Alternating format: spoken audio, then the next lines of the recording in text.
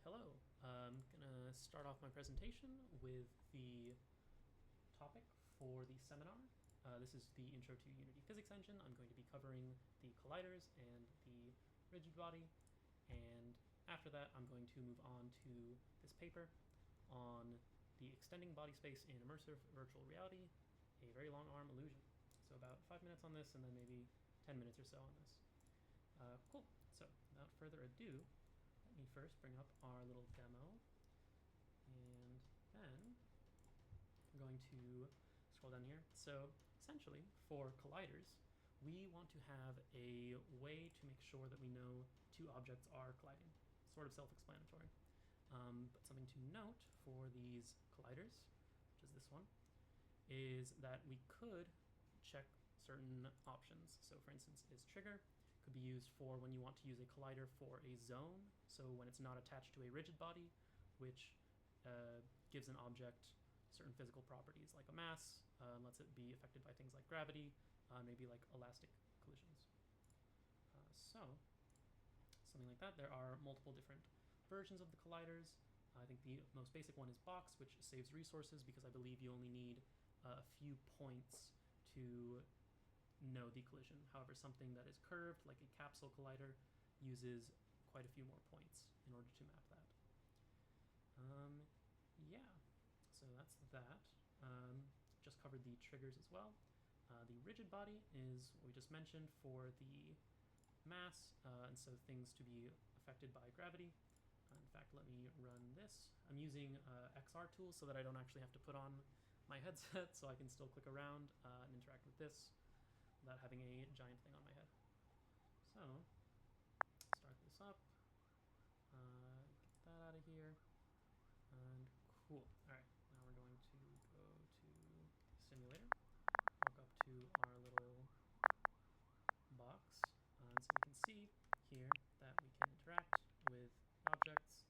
Let me try and get this box right here. And so with the rigid body, it is affected by gravity, very normally, and the collision is what allows it to sort of interact with these other objects in the scene. Now, we could show off another instance where we change one of the settings. So is kinematic is something where physics does not affect the object, but the object can physically affect other things. And so this is useful for things in particular like hands, where you want to be able to affect the world around you, but you don't actually want the world to like nudge your hands away and things like that. And so if I go back here, we can see that I can still sort of pick it up because the hands are special, but if I let it go, it just sort of floats there. And so that's showing off that it's not being affected by gravity. Another thing we can do is turn that back on, see that it drops and hits the floor. Down, see that it hits the floor. Now I'm going to show off what happens when we get rid of the box collider. So the is trigger will also do this, but I'm going to click this just to show what happens when the collisions aren't detected. It just sort of falls through the floor. And that's because it is not detecting whether or not it is interacting with the floor or colliding with the floor. So the gravity is still pulling it down, but there's no physical force, the normal force that's pushing it back up. So that is that. Let me close that bit. Go back here. And yeah, so essentially, if you want to add this to one of your objects, you can go down here, click Add Component, down in the Physics tab. Here's the box collider, and if you just go down a little bit, there's the rigid body. And yeah, there are different settings for it, like the mass, and so on. So yeah, that is it for the, don't mind that, demo for the physics portion. Now we're gonna go over here. Cool. So after that, I'll touch on this very briefly just because I think it's interesting and useful. For the on trigger, or is trigger, this is very, very useful when using conjunction with the scripting. So once it detects the collision, then you'll want to do something. So the basic one is hit the enemy, but another one is like for zone control, if you want to do like pseudo non-Euclidean space, you can have a zone that detects a user walking into it, and then it teleports you to a very similar zone to sort of mimic that. Yeah, okay. Now on to the real stuff. Or not the real stuff, but the big old paper. Cool. So this study is essentially incorporating a larger version, or a different version, of the rubber hand experiment, or illusion rather. And so I'm sure many people are familiar with this, where you have a participant, they put their hands in front of them, and the rubber hand is placed in front of you, but your right hand is behind a screen. So the user can't see their right hand, and you sort of mimic the sensations for each hand so that the participant thinks that it is their real hand. And so most people can logically think that, like, obviously this is rubber hand, this is not my hand, but with enough sensory sort of mapping, you can elicit a response, like a danger response. If you stab the rubber hand, you'll see the participant recoil because there's some part of the brain that is associating this with their real hand. And so in this paper, it takes advantage of virtual reality to do a different version of this experiment, where there is a longer hand and you use a virtual reality headset like this. It's very old because it's a pretty old paper. They use this to show off a longer arm. So let me scroll down. I think they also have a picture of that. This is the basic setup. And then this is for later in the experiment, where they have the participant point to where they think their hand is. It's pretty interesting. And then the right hand is the one that gets elongated.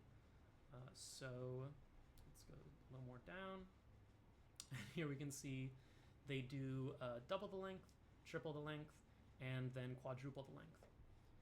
So now let's talk a little bit about the results that they saw. So the setup for this experiment were the 5 conditions. One of them was where they kept the right hand the exact same length, so the length was equal. And also there was what they call congruence between the real and virtual one, where essentially there is the visual aspect of it, but there is also a visual tactile one where there is some touching. And so that's one of the conditions.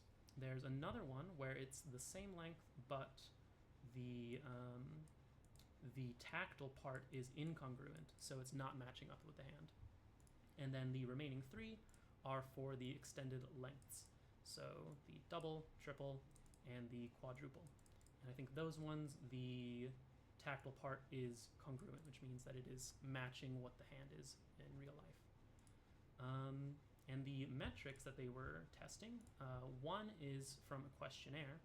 So the question, I'll go down a little bit to the questions that they ask, but the main one is this. It seemed as if I were feeling the touch of the box in the location where I saw the virtual hand touching.